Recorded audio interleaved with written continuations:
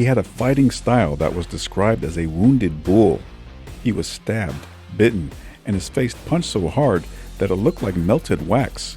Yet he kept coming back for more. As a young man raised in poverty and never seen as anything exceptional, he was on a relentless pursuit to give honor and respect to the name.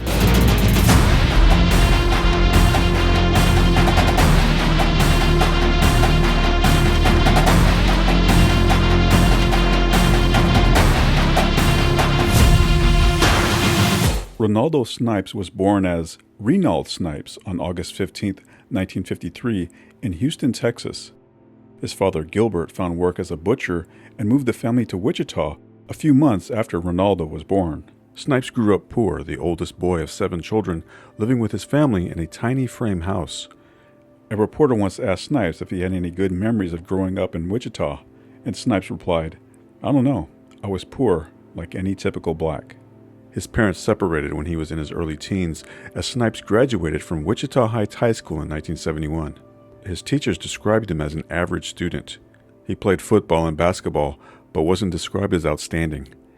He was tough and strong, athletic director Jim Leninger said, and he liked to fight. After graduating high school, Snipes moved to Compton, California, where he lived with an uncle. He played basketball on the team that won the California Community College Championship in 1972, but Snipes wasn't a starter. After 2 years in California, he moved back to Wichita, going to Wichita State for 3 quarters before dropping out. The now 20-year-old Snipes found himself drifting in life, hanging out with friends, playing pickup basketball, and doing little else.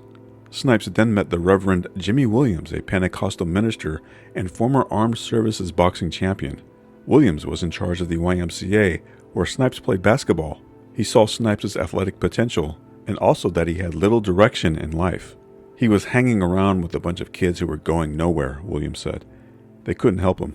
Williams gave Snipes lessons in both boxing and Christianity. When Williams received a higher-paying job at a YMCA branch in Waukegan, Illinois, he invited Snipes to come with him, allowing the young man to live with his wife and 5 children. He had too much potential to see it go down the drain, Williams said. In return, Snipes dedicated himself to both boxing and Christianity. He also began referring to Williams as his father. Snipes began boxing in the amateurs, reportedly breaking the jaws of 6 of his opponents and cracking the ribs of 2 other foes. He won the Illinois state title 2 times, but lost a split decision to Tony Tubbs in the National Golden Gloves. Snipes rose to the number 3 ranking in the United States before taking Williams' advice to turn pro. But Snipes needed money and connections to continue on, 2 things the Reverend Jimmy didn't have. Pat Versailles stepped in, a businessman looking for a new fighter to manage. When Gil Clancy couldn't deliver Versailles the fighter he wanted, he reached into his drawer and gave Versailles a scrap of paper with Snipes' name and number on it.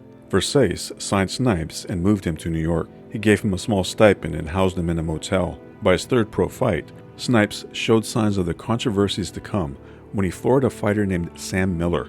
Snipes stood over his opponent, mimicking Ali in his 2nd fight with Sonny Liston, urging Miller to get back up and fight. The crowd didn't appreciate the lack of sportsmanship and booed Snipes out of the arena. In his 7th pro fight, Snipes took on the muscle-bound Eugene Green. In a brawl, the fighters exchanged knockdowns and Snipes won a decision. Green was later jailed for arson, while Don King handed Snipes his name and number, writing, quote, "Destined for greatness." Snipes dedicated himself to boxing, living alone, having few friends and fewer pleasures. He wasn't inspired by only the money, saying, quote, "Being heavyweight champion is the most prestigious thing I could own." But 10 fights into his pro career, he was unhappy with his progress in the sport. He wasn't making enough money and had been living out of a motel for over a year. Versailles then sold his contract to Nick Retteni Jr., the son of a Genovese mobster. It was Retteni who decided to have Snipes nicknamed Mr., as he noticed that when Snipes worked as a playground supervisor, the kids called him Mr. Snipes. Snipes went through numerous trainers, starting with his father, then Ron Berlingo, before Freddie Spry and former sparring partner Herschel Jacobs shared training duties. His style remained awkward as his father taught him to circle mainly to his right as opposed to his left like most orthodox fighters do. Almost 2 years into his pro career, Snipes made his televised debut against Rodell Dupree. He is tired, and of course you'll be tired too. You're landing, all these shots are landing on you. Snipes is just relentless. He won't quit. He has a great punching ability with either hand, and he combines punches. He's a great-looking young fighter. And Snipes successful to the body right throughout. There's another good body shot. It'd be interesting to see what he can do with some of the top guys coming up, and I think we'll try to get him for our crossroad fights if possible. And Dupree in big trouble right here. Hit with the right. And Dupree really hurting. They should stop this one. They could stop it right here. There's no reason for him. He's defenseless. There's no reason for this. There it goes. And it's all over. His performance impressed NBC announcer and advisor Ferdy Pacheco. "He's strong," Pacheco said. "I love him." Pacheco invited Snipes back to the network, putting him in with the undefeated Jumbo Cummings.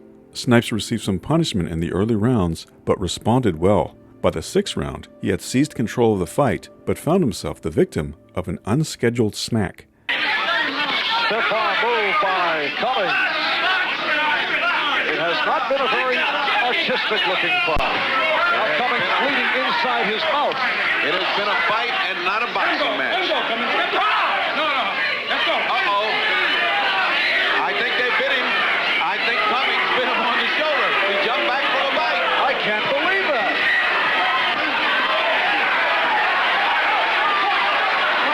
That's the indication from Snipes that Cummings bit him. Look out for the bite. Hazard may get bit trying to break him up. Beautiful overhand right by Snipes. Beautiful Uppercuts now by Snipes. And Cummings looking exhausted again. This could be it right here. Cummings just hanging in. Snipes looking to end it. 50 seconds left, round 6. And the referee, Larry Holmes, breaks the fighters. Cummings looking in desperation for that one punch, but he can't find it. Left hand by Snipes, but Cummings hangs on. 6 rounds, Snipes for Cummings. Judge Marlo Savage, 6 rounds, Snipes, 3 Cummings, 1 round even. The winner by unanimous decision. Here he is. Renaldo Snipes. 2 months later, Snipes took on Eddie Mustafa Muhammad, the WBA light heavyweight champion, who was moving up in weight. Snipes was installed as a 3-1 underdog as Muhammad wanted to beat a legitimate heavyweight, then challenge for the title. Weighing in at 25 pounds over his prime fighting weight, Muhammad moved too slowly to catch Snipes and lost the decision. In August of 1981, Snipes faced his biggest test, taking on the hard-punching Harry Coetzee of South Africa. Pure fighter.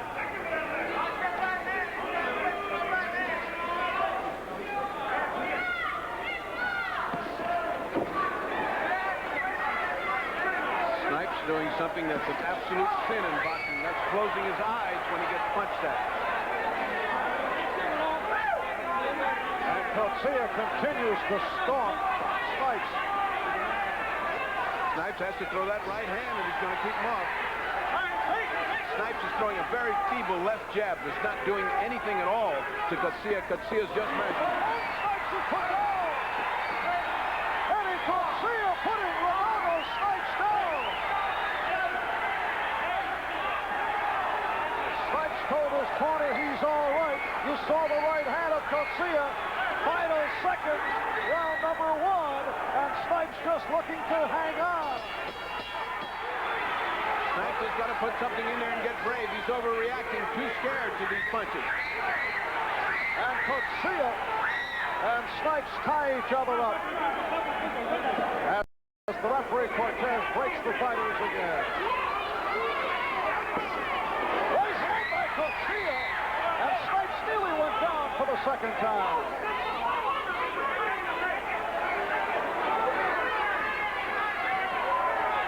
Coetzee is just measuring him. He's just waiting to drop that right hand in. Unless Snipes can put some hurt on Coetzee, he's in for a long or maybe a short afternoon.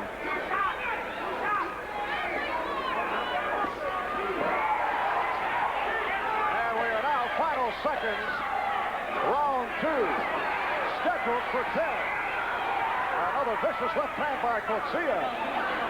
Spin move by Snipes.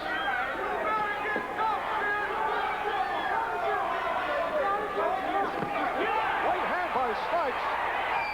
And the crowd responding, but Coetzee comes right back. Coetzee absolutely no regard for Mr. Snipes. He just took a right hand flush on the chin. Again, Snipes tries the roundhouse right, and it does not connect. Career has not fought much recently. Last bout in March, an Adams decision over George Chaplin.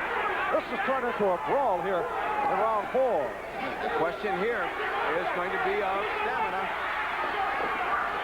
If Snipes can survive past round 5, that's a question that we've got to answer. Right now he's fighting scared again. There he goes. Coetzee, and that hurts Snipes.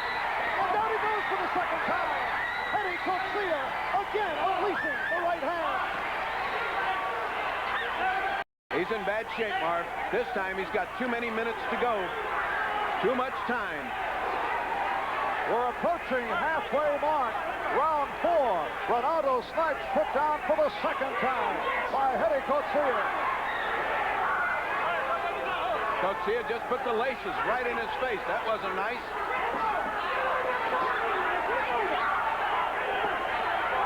Body shot delivered by Snipes after he slipped the punch thrown by Coetzee. Snipes fighting back, just got enough left, and that's bad news because if he stands back there and doesn't grab him for the rest of the round, he will suffer a knockdown. Coetzee very patiently waiting for him. And that's the way he opened up in the first round. He's waiting for that right hand. Again, Snipes attempts the roundhouse. That'll be ruled a slip. That is a definite slip. That was not a punch. It serves to kill time. There's 10 seconds. So Snipes will last out the round again. Bernie Pacheco, round 8. And as we watch the action, let's listen to the corner of Renaldo Snipes. Snipes, don't keep your head down. Are you listening to him? Don't keep your head down. No, he comes back with the uppercut. Stick and move. Stick and move. Okay? And you hit with the right. That's Renaldo Snipes' stepfather, the Reverend Jimmy Williams, saying, don't keep your head down. Uppercut by Coetzee got in. Coetzee danced off his feet throwing a jab like the old Floyd Patterson flying through the air jab, and then threw an uppercut. What a strange combination. Renaldo Snipes, fighting out of Yonkers, New York, grew up in Waukegan, Illinois. And able to land with the combination. Coetzee was hurt for the first time. Coetzee tried to counter with the uppercut. Coetzee stung by a brilliant combination by Snipes. Right hand by Snipes, but he walked into the right hand of Coetzee. That's the danger here. That one punch that Coetzee can put out when Snipes misses. Looking to make it back from inactivity. A man who has fought on 2 occasions for the heavyweight championship came out very strong, but Snipes carrying the fight in the final round. Snipes just made one heck of a fight of this, but I think the edge is to Coetzee. He's dropped him twice, and he's finishing much, much stronger. Final seconds, 10th, and final round, and this one will go the distance. That is it. So we will go to a decision. The referee and the 2 judges involved in that decision, the scoring on a round basis with the supplementary point system. Carol Castellano scores it 3 rounds Snipes, 6 rounds Coetzee, 1 round even. Judge Nick Gamboli scores it 5 rounds Snipes,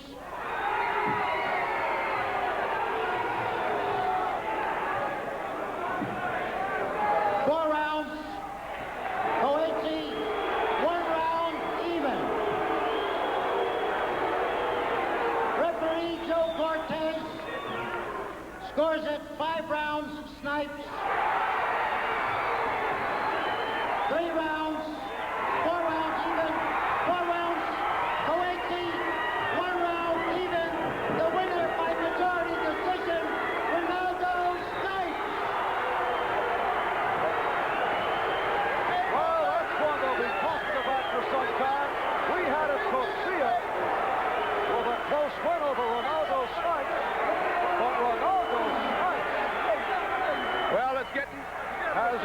announcer. Hey, come on, man. Hey, things are flying. He has upset Eddie Coetzee in a controversial decision. Let's go to the ring. Here's first. Well, as you can see, the debris is flying. It was not a popular decision. You had a tough fight. We had expected a tough fight. He came in shape at 222. I expected a tough fight. Well, did you get very badly hurt in the first two knockdowns? The man can punch hard. Anybody you hit, you're knocked down. All right, were you willing to give this guy a rematch? That was an even I'll fight. give him a rematch anytime. Anytime you want a rematch, I'll fight him. I'm going for the championship. Telling me for what? All right, I'm we going are. for the title. All right, Renaldo, good luck. We're not going to leave for That your man own had two safety. crazy- Things are flying. There's no sense in you getting hit any more than you've already been. This is the most disgraceful decision I ever saw, said Hal Tuck, Coetzee's manager. I just saw my boxer win that fight by a clear margin. KO Magazine called the decision the worst of the year. They're using it as the standard for bad judging for years afterwards. But Reverend Williams was encouraged by Snipes' performance. Coetzee hit him right on the button with a left uppercut, Williams said. But Snipes got up, looked at his corner, and stayed under control. It showed a lot. The win earned Snipes a title shot against WBC heavyweight champion Larry Holmes. Most of the pre-fight talk centered around a potential Holmes-Jerry Cooney matchup. Holmes was putting a $10 million payday against Cooney at risk, while Snipes came in with nothing to lose. The fight was billed as imminent danger. Champion Holmes insisted on not looking at films of Snipes beforehand, because if I did, Holmes said, I might not train as hard. Snipes was given no chance of winning by odds makers, who were only taking bets on whether or not he could make it into the 9th round.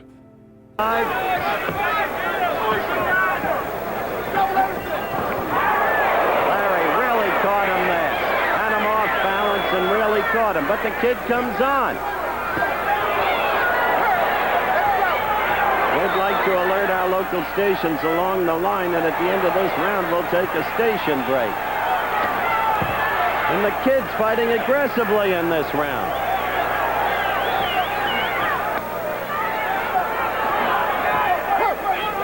Remember, Trevor Burbick gave Larry fits with an awkward style. Nobody expected him to do it. We're not going to tolerate it. Let's go. Come on. Snipes all over Holmes. The head nestled in against the neck and shoulders throughout the round. And we'll be right back with more of the Holmes-Snipes Heavyweight Championship fight after this word from our local station. Use the jab the way he should be using. Holmes turning to the right more and more frequently, as you just saw, doubling up on it then. Now the left getting in there. Then the right to the belly, then to the head. 5th round action.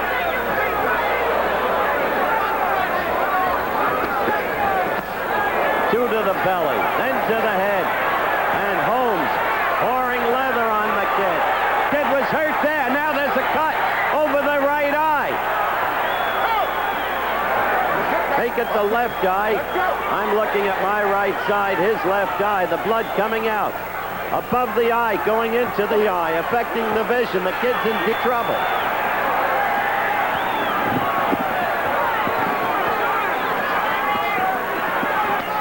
The end of the round is approaching. Time running out on Larry Holmes, but also on Renaldo Snipes. Getting room to use his left. Now Holmes is again teeing off on Snipes.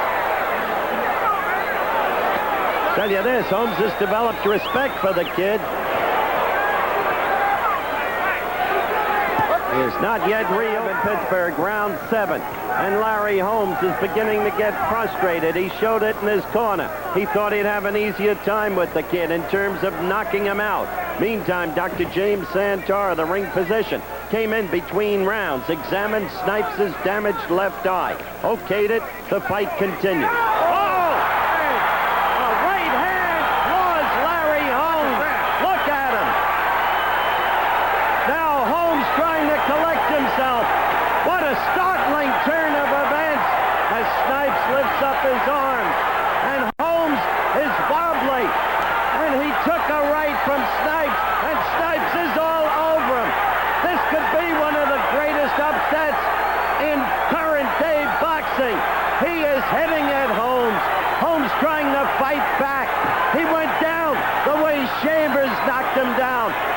second fight.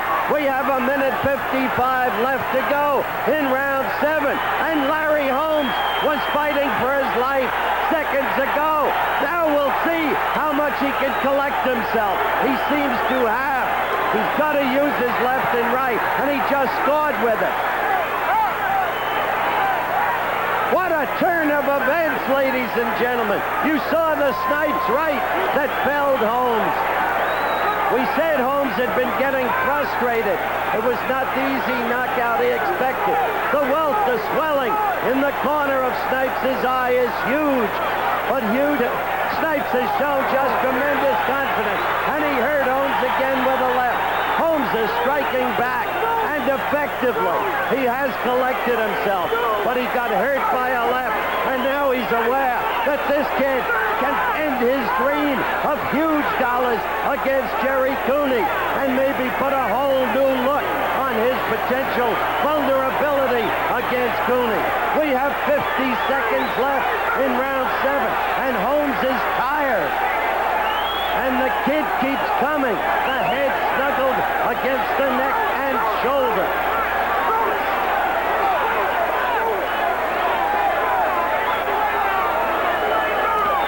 Did you ever think you'd see Holmes fall against the corner pole the way he did? Ready to go. It happened abruptly, startlingly. Now Holmes is back in command of himself, and he snapped the kid's head with an uppercut, and then with a combination. And we have 10 seconds left in round 7, and we are going to show you that Snipes right that did it to Holmes, who is back finally in charge. Now we'll stand. Funny thing was, Snipes asked me if I thought it was a mismatch. When I interviewed him yesterday, I said, honestly, yes. He said, I'll surprise you. In his entourage is a former Jet from their Super Bowl days, Jim Harris, Utah State. Once a pretty quick-footed pass rusher. Hardly a boxing man. But Snipes is a fighter tonight. He's confident. He's bouncing. And he's bobbing and weaving. Smiling, or at least half smiling. And Holmes has suddenly grown cautious. All right, round 11 live from Pittsburgh. The welt in the left eye of Snipes is just huge. But you know what he did between rounds? He waved to me and said, I told you. And you're right, Renaldo, you told us. We didn't believe you.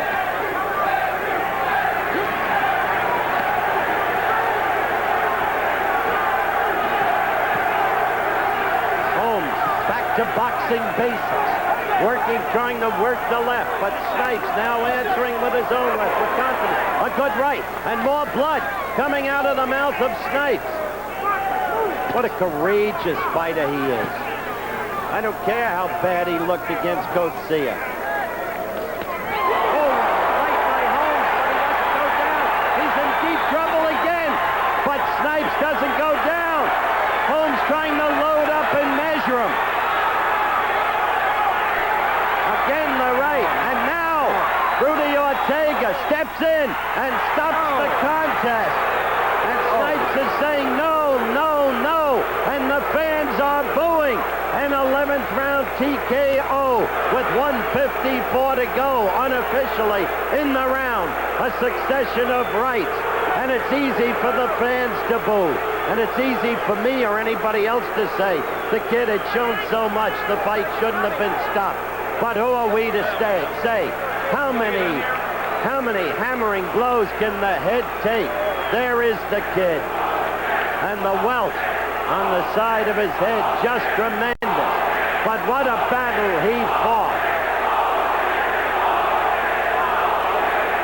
As you look at him now in the 7th round, that floored Holmes and made him wobbly and unaware of where he was.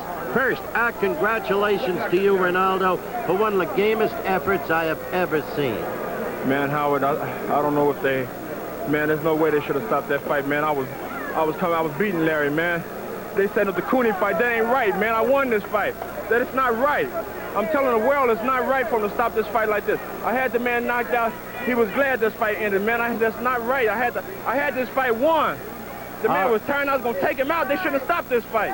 All right, Renaldo, I understand your feeling. Let me show you where he did hurt you, though, in the 11th round. When I hurt him, did he stop the fight?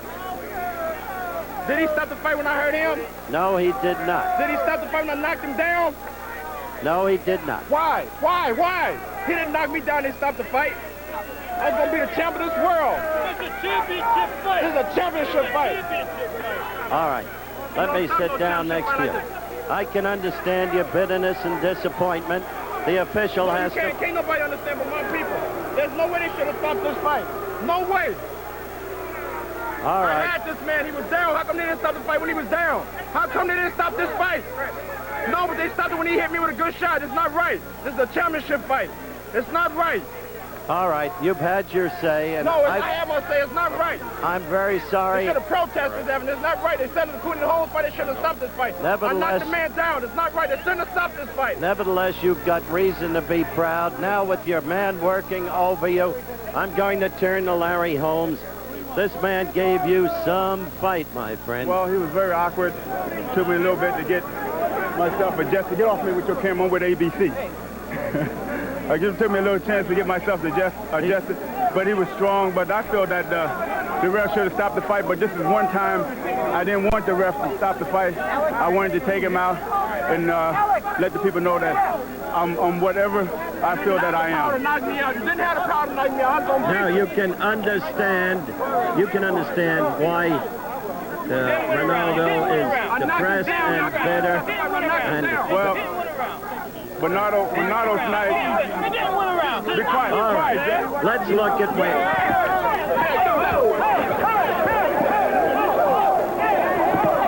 Once again, we have fallen into a terrible situation, and this will put an end to boxing if it continues.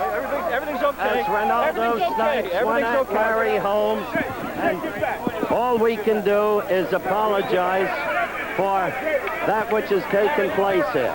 I quoted Dan Rather when this happened between Holmes and Cooney after the Larry Spinks fight. Remember when Dan was roughed up at a convention in Kansas City? And as a result, Dan said it's all in a day's work. I guess that is what this is, but this was as messy a situation as I have ever seen. There were rumors that Snipes was stabbed in the ringside scuffle, but someone had bumped into Snipes' trainer, Freddie Spry, as he was scissoring off the fighter's hand wraps. The scissors sliced into Snipes' forearm. Snipes couldn't build on the exposure he received from the Holmes fight. He struggled with the inexperienced Scott Frank, a fighter that was given little chance to defeat him. Snipes was forced to rally in the final 2 rounds to salvage a draw. In June of 1982, Snipes lost a close decision to Tim Witherspoon. With the fight on the line in the final round, Witherspoon was able to edge Snipes out. 4 months later, Snipes badly needed a win. He faced former title challenger Trevor Berbick, who was riding high over handing top contender Greg Page his first loss.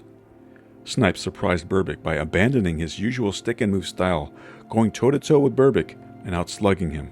Snipes earned a clear-cut decision and salvaged his career.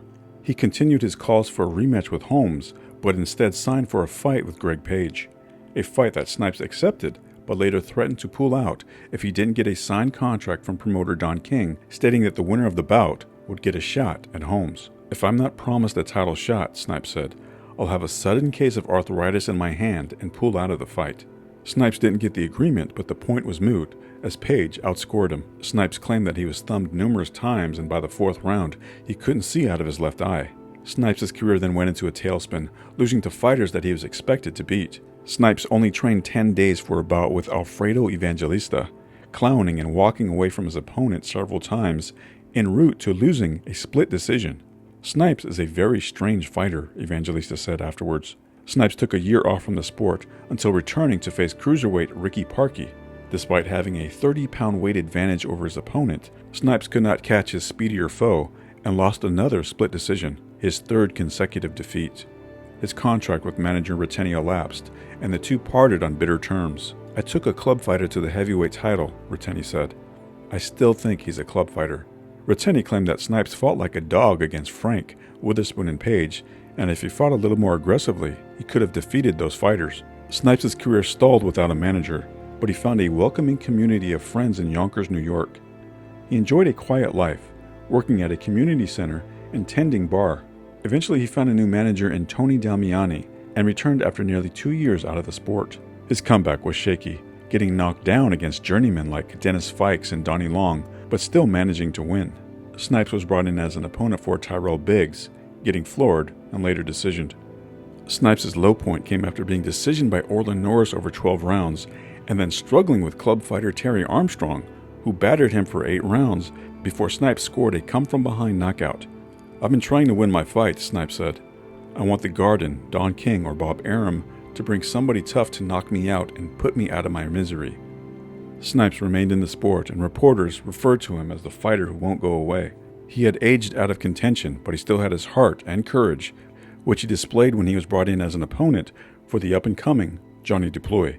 Renaldo Snipes won his first 22 fights in a row, including victories over Eddie Mustafa Muhammad and Jerry Coetzee, and it wasn't until the loss to Larry Holmes that Renaldo Snipes suffered his first defeat.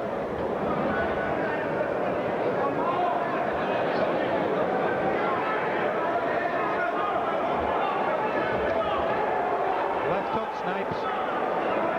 Renaldo Snipes, who never did get a share of a heavyweight crown, comes out with a vengeance here in round 4 with an overhand right that almost takes him to the canvas because of the momentum.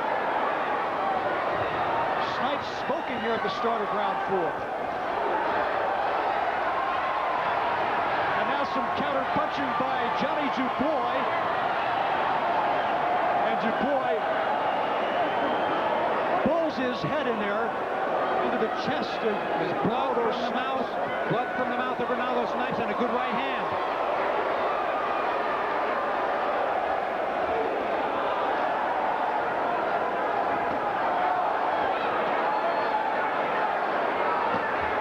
Big left hook by Johnny Duploy. Here comes Johnny Duploy. He sees the blood on the lip of Renaldo Snipes. 13 of Johnny Duploy's 21 fights have been by knockout in 5 rounds or less. We are in the 4th round, but now here comes Renaldo Snipes.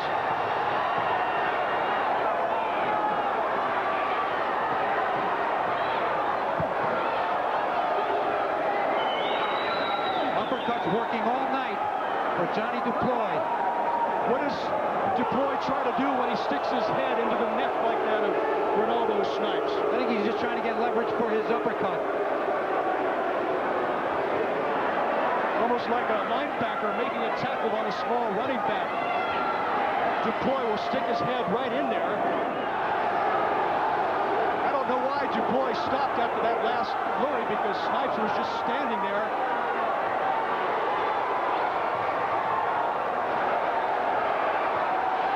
To be a war here.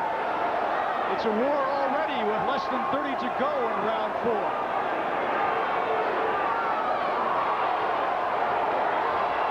And the crowd now on its feet here at the Eagles Club in Milwaukee, Wisconsin, as high-caliber boxing returns to this city for the first time in a long time.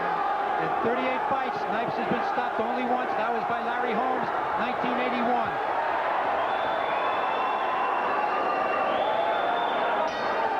Blood on the chest of Johnny Duploy, but it's off the face and the lip of Renaldo Snipes in a big round for Johnny Duploy, who received some boos, possibly because of the political situation in his home country, but he has seemed to have turned this crowd around, or at least they're cheering, because it has been a good fight so far. Second corner of Renaldo Snipes.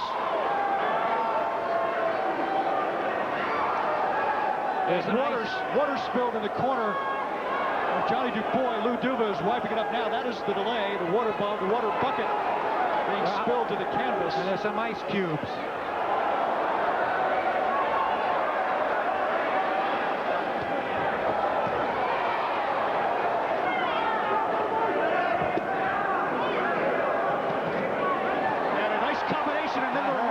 sends Snipes to the canvas as he buckles.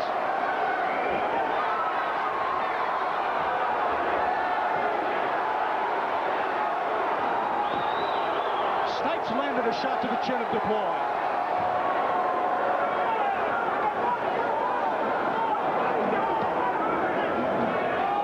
DuPlois hurt him with the right, then got a bit anxious with the follow-up shots.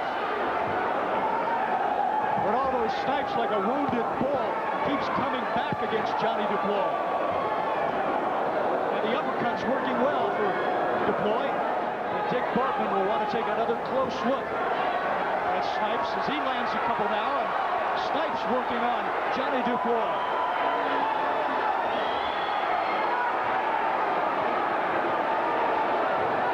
You get the feeling that Snipes is growing tired, sensing that, trying to let go with some big punches to turn this fight around. Well, Renaldo Snipes, traditionally a slow starter, but he came on. Crowd starting to chant, Johnny, Johnny. Johnny DuPlois, nothing less than a matinee idol in his home country of South Africa. Very marketable fighter. Earns purses of around $50,000.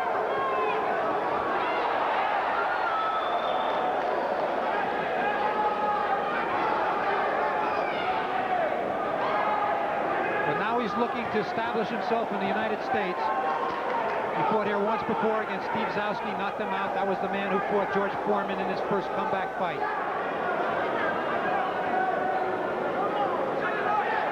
And a little bit less zest out of the punches of Johnny DuPlois until that last flurry right there. It looked as though DuPlois was punching in slow motion.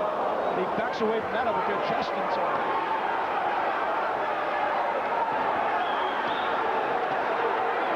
Blows to the side. Yeah, it looks like Renaldo Snipes is content to the work to the body of Johnny DuPlois.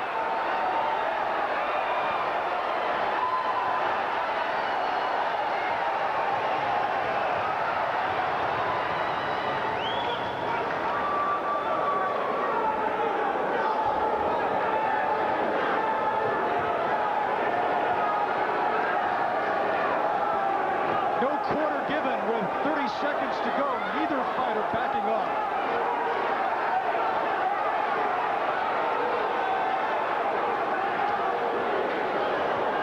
Johnny DuPlois in a breather round, you might say, here as time runs out in round 6.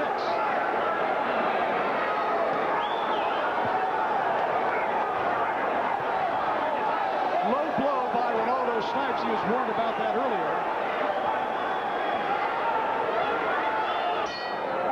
Johnny DuPlois is 9 years younger than Mr. Snipes, whom they call Pops in the sparring ring now. And there goes Renaldo Snipes, this time down to the ring because of blows. He went down in the 3rd round, but it was more of a slip. He was pushed down. DuPlois threw him against the ropes, charged in, hit him with the right hand.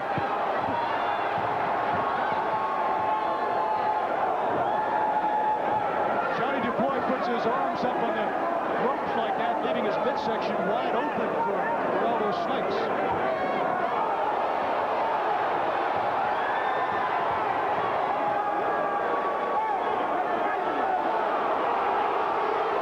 And now, a warning being administered by referee. He's deducting a point. Deducting points from Renaldo Snipes. Excuse me, from Johnny DuPlois, and DuPlois was doing everything against Renaldo Snipes, throwing him and pushing and shoving, and that's what Bartman didn't like to see. He's tired, and he's fighting like a tired fighter. He's using roughhouse tactics. And that's why points were taken away from Johnny DuPlois, something he cannot afford because... Hector Roca screaming at Dick Bartman, watch the head. Blood streaming freely out of the mouth of Renaldo Snipes.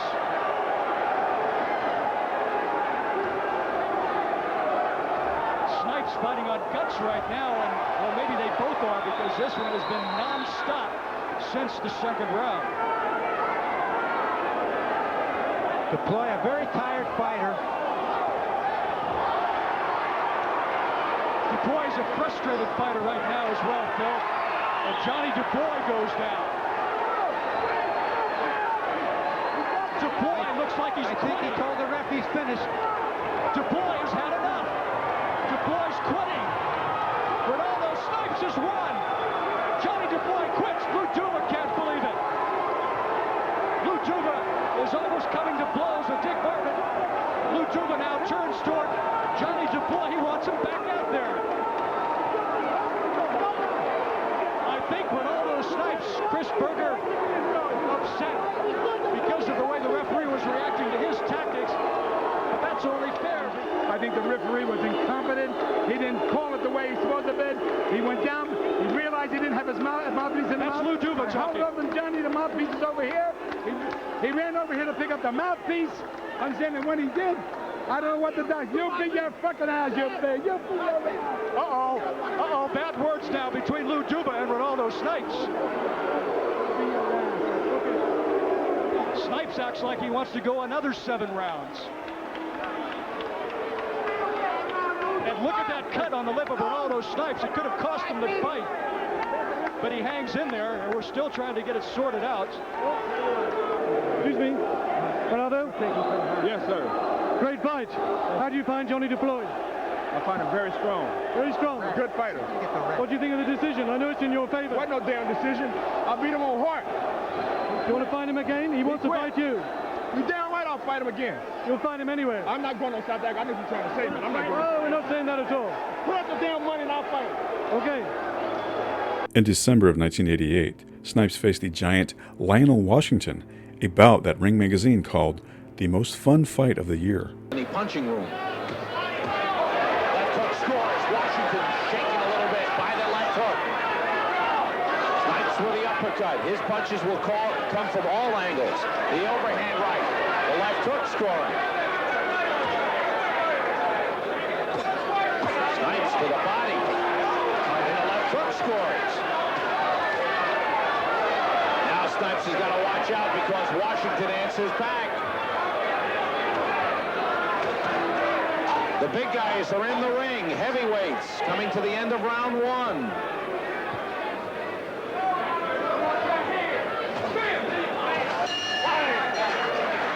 Pose. You can't hit him with a good punch and stop to admire your work, because if you do, you're going to find yourself on your rear end. Snipes bouncing around. He got tagged inside. He's holding on. He looked a little wobbly. He looked shaky. Washington sensing that is trying to bang away. Got in the left hand. Snipes covering up. Snipes without a mouthpiece. He's hit with hard right hand. Snipes is trying to cover up. Washington flailing away. Most of those punches are missing. A couple of punches on the back of the head land. Snipes got to get out of that corner. If he doesn't get Snipes out of it, I know a big man like him is going to tire from all this effort. Washington hasn't landed any big punches. Snipes was in a little bit of trouble. Seems like he's gotten out of it. Right hand got in. I'm looking to see, I think there's some blood coming out of Snipes' mouth. You're right. Yes, he's bleeding from the mouth, Sam, which is a bad sign, considering the bad time. Good left hook by Snipes. And considering he's fought the entire round without the mouthpiece. He lost it early. Right hand lands by Washington. This is a heavyweight fight. Try to work the body a lot more here in the second round. Slow right hand landed. Snipes backs off. And loads up and lands a right hand. That sends Washington through the ropes. What an exciting fight. This Renaldo, Mr. Snipes, he's unbelievable. Dorcas counts to 8. Continues. Washington had his hands down. Snipes trying to finish him. Washington hit by a right hand. Is still stunned. His eyes still glazed.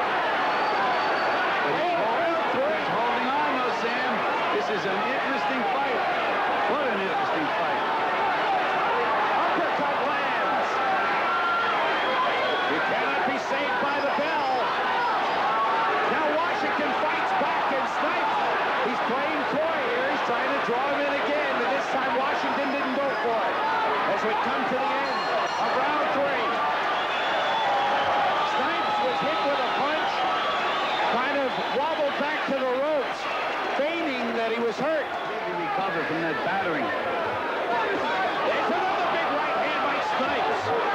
This time, Washington rolled with it and stayed on his feet. But more importantly, punched back. That's what makes this Washington such a tough guy. He's going to be able to counter beautifully. Snipes takes a couple of punches. Backs up, waves Washington in. Washington lands. I don't know what Snipes was doing there as he starts taking a pounding. Some good body shots by Washington, Sam. Snipes again trying to draw Washington in by faking that he's hurt and tired. Well, Washington is banging. Well, you can only go to the well so many times, Sam. You know, how many times do you think the guy would fall? Here he's trying to do it again. Look. I don't know why Snipes is doing it or why he keeps doing it. Well, now he's got Washington where he wants him, swinging and missing, but he's not throwing any punches. There.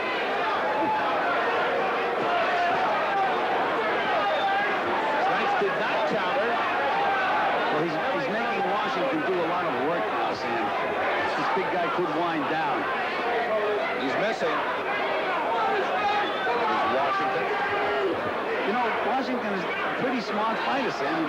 He just doesn't headhunt. He throws some good body shots. Uses the jab once in a while. Now he's doing the Snipes now. He's doing the Snipes. Look. He loaded up for that right hand. Snipes is open for that right. He's been a little careless.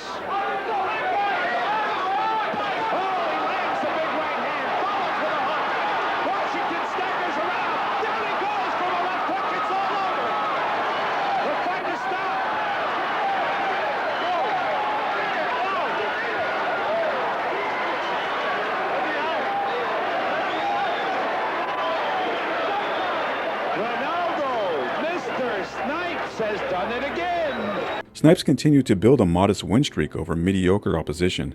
Despite cutting managerial ties with a mobster's son and Nick Riteni, Snipes continued associating with members of the Mafia, befriending John Gotti and Sammy Gravano. Gravano later stated that he wanted to set up a fight with Snipes and Francesco Damiani, a fight in which Snipes would purposely lose in order to set Damiani up for a fight with Mike Tyson. But Damiani lost in his next fight, so the plan was never discussed with Snipes. Snipes now had a new manager in Sal Pascal, who turned down $400,000 for a fight with Mike Tyson in 1991. Instead, Snipes faced club fighter Jamie Howe and broke his hand in the process. The injury kept Snipes out of the sport for over 2 years. In November of 1993, a now 40-year-old Snipes, billed as only 37, was pummeled by undefeated Cuban Jorge Gonzalez. The beating was stopped in the 10th round. It was the last time Snipes appeared in the ring. Snipes found work as a community coordinator for housing projects in the Bronx, but was later cited for chronic lateness and insubordination. The Housing Authority held hearings which aimed at firing Snipes from his post. State Senator Guy Villela admitted that he used his clout with the Giuliani administration to get his friend Snipes the job. "Sure, I helped him," Villela said. "Ronaldo needed a job, so I said I would recommend him to the mayor." Employees at the Housing Authority stated that there were long-standing problems with Snipes. "You can never find him," one employee said. "You never know where he is. He intimidates other people. He heaves, he glares. He does no work that I can speak of." Snipes was ultimately fired from the job after being found guilty of 30 charges of insubordination and absenteeism. He was also accused of submitting a phony $40 invoice for a telephone he claimed to have purchased. Snipes then became involved in numerous charity fundraising projects. He was also one of New York City's prominent figures helping out in the aftermath of the 9/11 attacks. He later spent his time as a motivational speaker for teenagers, presenting at youth clubs and police athletic leagues. On one occasion, he spoke to the youth at the Boys Girls Club of Lodi, New Jersey, sharing his personal story and tips for life. He told the youth that after taking a tour of the building, he wished that he had been part of such a club when he was growing up. "We didn't have anything like this," Snipes said, "so I hope that all you kids go get your education and enjoy this facility while you can. You're really blessed to have something like this in your neighborhood. All I can say is, give it your best shot."